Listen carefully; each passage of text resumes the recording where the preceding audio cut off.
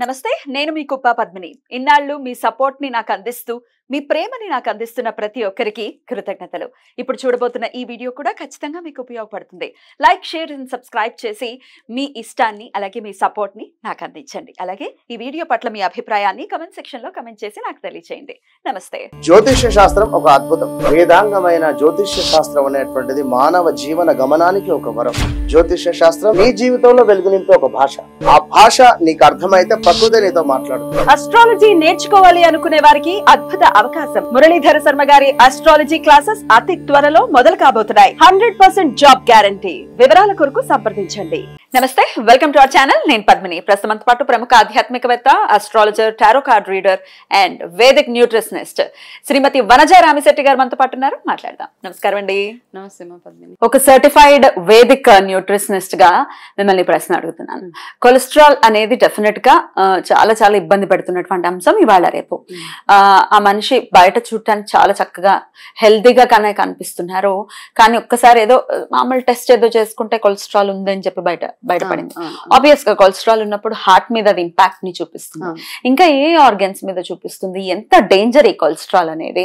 అలాగే ఒక న్యూట్రిషనిస్ట్ గా మీరు ఏది సజెస్ట్ చేస్తారు, ఏ ఫుడ్ తీసుకోవటం వల్ల ఈ కొలెస్ట్రాల్ అనేది తగ్గుతుంది?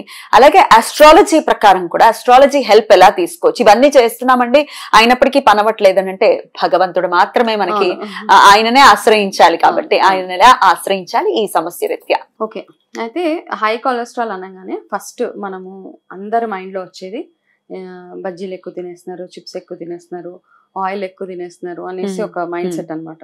సో ఇవన్నీ కట్ డౌన్ చేసేస్తే మనకి కొలెస్ట్రాల్ తగ్గుతుంది అని చాలా మంది అనుకుంటుంటారు. అంటే అప్పటిదాకా మనం ఇవన్నీ తింటూ ఉన్నాం, జంక్ ఫుడ్, బేసిక్గా డీప్ ఫ్రైడ్స్ అవన్నీ తినేస్తూ ఉన్నప్పుడు మీకు సడన్గా మీ రిపోర్ట్లో హై కొలెస్ట్రాల్ వచ్చేసింది అంటే ఆ హై కొలెస్ట్రాల్ని తగ్గించుకోవడానికి మీ జంక్ ఏదైతే ఉందో దాన్ని కట్ డౌన్ చేసేస్తూ ఉంటారు.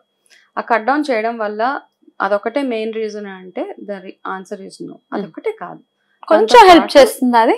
Yes, okay. సో మీ బాడీలో ఎప్పుడైతే B3 తగ్గిపోతుందో ఈ కొలెస్ట్రాల్ లెవెల్స్ పెరిగిపోతూ ఉంటాయి అనమాట. వైటమిన్ B3 చాలా చాలా ఇంపార్టెంట్ గా అది ఎక్కువగా వెళ్ళేలాగా మనం చూసుకోవడము. అదొకటి. దాంతో పాటు మీరు రెగ్యులర్ గా చేసే యాక్టివిటీస్ ఏవైతే ఉంటాయో, కొలెస్ట్రాల్ పెరగడానికి మెయిన్ రీజన్ కూడా అఫ్ కోర్స్ ఫుడ్ ఎంతైతే తింటున్నామో, ఆయుర్వేదాలో ఏం చెప్తారంటే మనం తినే ఆహారం సరైన కాంబినేషన్స్ లో తీసుకోలేనప్పుడు మన అరుగుదల సరిగ్గా అవ్వదు. ఆ అరుగుదల సరిగ్గా అవ్వనప్పుడు ఈ ఫ్యాటీ వాటెవర్ ఈ కొలెస్ట్రాల్, హై కొలెస్ట్రాల్ ఇవి రావడం, ఫ్యాటీ లివర్స్ రావడం, ఇవన్నీ కాదు, ఇవన్నీ ఇంటర్లింక్డ్ అనమాట, ఒకదానికొకటి ఇంటర్లింక్ అయిపోయి ఉంటాయి. కాబట్టి తిన్న వెంటనే కూడా, అందుకనే అంటారు చాలా ఒక ప్రొసీజర్ ఫాలో అవుతూ ఉంటారు, తిన్న వెంటనే కాసేపు యాక్టివిటీ నడవడము, చెమట పట్టడం చాలా అవసరం అంటారు. ఆకలి వేసే వరకు తినకూడదు అంటారు. ఎందుకు అంటే మనకి చాలా ఇప్పుడు ఏంటంటే మనము తినడము అంటే టైం టు టైం ఒక టైం టేబుల్, తినడానికి ఒక టైం టేబుల్ ఉంది. అఫ్ కోర్స్ తినడానికి టైం టేబుల్ చాలా అవసరం మనకి. మార్నింగ్ 8 కల్లా బ్రేక్ఫాస్ట్, సూర్యోదయం 2 గంటల కల్లా బ్రేక్ఫాస్ట్ చేయడము, మధ్యాహ్నం 1 గంట కల్లా మనం లంచ్ చేసేయడం, సాయంత్రం సూర్యాస్తమయం అయ్యే లోపల మనం డిన్నర్ చేసేయాలి. ఇవన్నీ ఎందుకు చెప్తున్నారంటే ఈ టైంలో చేసినప్పుడు మన బాడీ సరిగ్గా వర్క్ చేస్తూ ఉంటుంది, కాబట్టి అరుగుదల కూడా ఎక్కువగా ఉంటుంది. అయితే అరుగుదల ఎప్పుడు ఉంటుంది అంటే మన ఫిజికల్ యాక్టివిటీ ఉన్నప్పుడు ఉంటుంది ఒకప్పుడు. అది కాకపోతే కాలంతో పాటు మనం కూడా మారుతూ ఉండాలి. ఇప్పుడు నేను కూడా మొన్నటి దాకా చెప్పేదాన్ని 7 కల్లా తినేసేయండి, పడుకుని పోండి అని. ఇప్పుడు నాకేమర్థం అంటే చాలా మందిని చూసిన తర్వాత నాకేమర్థం అవుతుందంటే, సరే 7కి తినేయమంటున్నాం, కానీ వాళ్ళు మధ్యాహ్నం తిన్నది అరిగిందా లేదా, ఇవి చాలా కన్సిడరేషన్ లోకి రావట్లేదు. ఓకే, అంటే మనం తినాలి అని తినడం తప్పిస్తే ఆకలి వేసినప్పుడు తినడం చాలా మంది చూడట్లేదు అక్కడ. కాబట్టి ఏంటంటే ఫస్ట్ థింగ్ ఏంటంటే మెయిన్ ఇంపార్టెంట్గా ఏంటంటే మనం పొద్దున్న తిన్న ఆహారం మధ్యాహ్నం కల్లా అరగాలి, మధ్యాహ్నం తిన్న ఆహారం సాయంత్రం కల్లా అరిగిపోయేలాగా చూసుకునే బాధ్యత మన చేతుల్లో ఉంది. ఈ ఫుడ్ ఎప్పుడైతే అరగనప్పుడు మీరు ఆకలేసే వరకు తినవద్దు. ఇది నా మెయిన్ సజెషన్ అనమాట. ఆకలి బాగా వేస్తున్నప్పుడు తినేయండి, అంటే దానికి పోర్షన్ కంట్రోల్ లేదు. అప్పుడు మీకు ఆకలి వేసినప్పుడు చక్కగా కడుపు నిండా తింటే దానికి ఇంత పోర్షన్ తింటారు ఇంతే. కానీ ఆకలి వేసినప్పుడు ఎటువంటి ఆహారం తింటున్నారు, ఎక్కువగా B3 ఉండేది ఒకటి చూసుకోండి. ఎందులో ఉంటుందండి B3? ఇందులో మీరు చేయాల్సింది ఏంటంటే మనము ఎక్కువగా మష్రూమ్స్ ఒకటి ఎక్కువగా తీసుకోవాలన్నమాట. ఇలా ప్రాబ్లమ్స్ హై కొలెస్ట్రాల్ ఉన్నవారు మష్రూమ్, చాలా మంది మేము మష్రూమ్స్ తినమండి ఏం చేయమంటారు అంటారు. ఇంకా కాబట్టి మష్రూమ్స్ కూడా మష్రూమ్స్ తినరు, వెజిటేరియన్స్ తినరు. No problem. మష్రూమ్ వల్ల మనకి సర్వైకల్ క్యాన్సర్స్ వాటి నుంచి కూడా అవాయిడ్ అవుతాయి తెలుసా. కాబట్టి తినొచ్చు ఆడవాళ్ళు, కొంచెం ట్రై చేయండి. అలవాటు లేనిది కదా ఆల్ ఆఫ్ అ సడన్. ఇప్పుడు నేను వెజిటేరియన్, నేను తినను మష్రూమ్. నాన్ వెజ్ కరెక్టే, అవును కదా.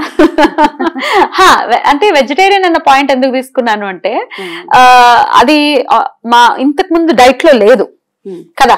సో సంథింగ్ కొత్తది కాబట్టి ఇది నాన్ వెజ్ ఏమో, ఆ స్మెల్ కూడా, దాని అపియరెన్స్ కూడా నాకు పర్సనల్ గా చాలా మంది అలాగే ఉన్నారు. కానీ మష్రూమ్ ఆడవాళ్ళ ఎస్పెషల్లీ ఆడవాళ్ళకి రిలేటెడ్ గా చూస్తే మష్రూమ్స్ అట్లీస్ట్ వారంలో 1 or 2 times దాని సూప్ ఫామ్ గాను ఏదో ఒక రకంగా ట్రై చేస్తే చాలా చాలా హెల్దీ. అది చాలా ఓకే. మన అంటే ఓవేరియన్ క్యాన్సర్స్ ఇవన్నీ రాకుండా ఫస్ట్ ఇది చాలా కంట్రోల్ చేస్తుంది కాబట్టి మష్రూమ్ ఒకటి ట్రై చేయొచ్చు. If not mushroom, brown rice లో ఎక్కువగా ఉంటుంది.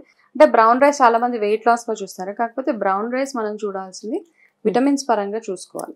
అండ్ పల్లీలు, అందుకే చిక్కీలు తినండి హార్ట్ స్ట్రోక్ రాదంటారు.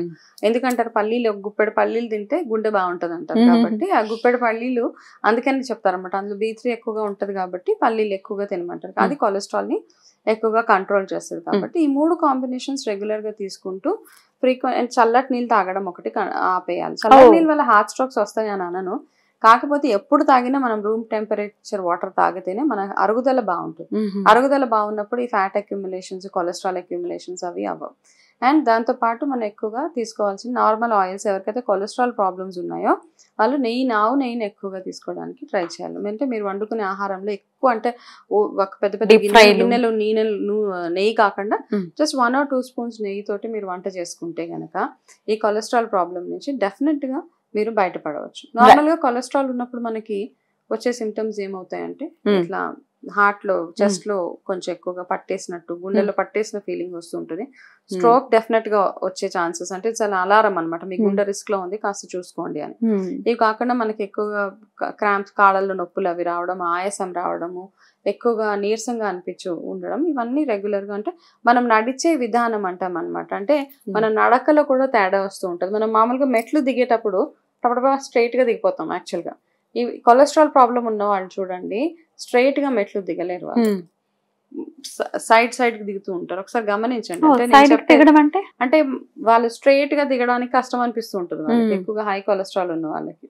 కాస్త డిఫరెంట్ గా నడుస్తుంటారు, వాళ్ళ నడకలో మార్పు మనకు తెలిసిపోతూ ఉంటది. ఒకప్పుడు ఉండలాగా నడవలేరు వాళ్ళు, కొంచెం కుంటుకుంటూను. అది మనం అన్నిటికీ నడుము నొప్పితో, కాళ్ళ నొప్పితో మనం అనుకోకూడదు కదా. కాబట్టి కొలెస్ట్రాల్ ఉంటే కూడా నడకలో కాస్త మార్పు వస్తూ ఉంటది అనమాట. ఇలా లింప్ చేస్తూ నడుస్తూ ఉంటారు. అలా కూడా మనం చూసుకోవచ్చు సిమ్టమ్స్. అస్ట్రాలజీ ప్రకారం ఎట్లా అంటే హెల్ప్ తీసుకోవాలి అనుకుంటే కనుక, ఇప్పుడు హై కొలెస్ట్రాల్ ఉంది, దాన్ని కంట్రోల్ చేయలేదు. హై కొలెస్ట్రాల్ వచ్చేది బేసిక్ గా ఆయిల్స్ వాటి వల్ల కదా.